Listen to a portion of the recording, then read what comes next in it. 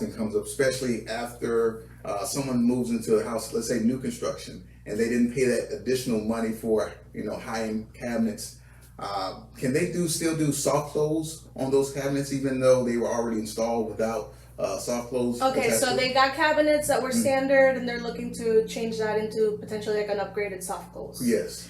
If you have a skilled installer that can do that for you, it can absolutely be done. They would have to guide you on removing those and finding the proper hardware to apply that converts to soft close. So again, it's going to take a little bit of time, research, finding the right team to do it for you to do it. So yes, it can be done. Okay. But again, if you go the route of new cabinets, fun fact, nowadays, soft closing is kind of the standard. Before that was seen as an upgrade people threw into packages when you're designing cabinets.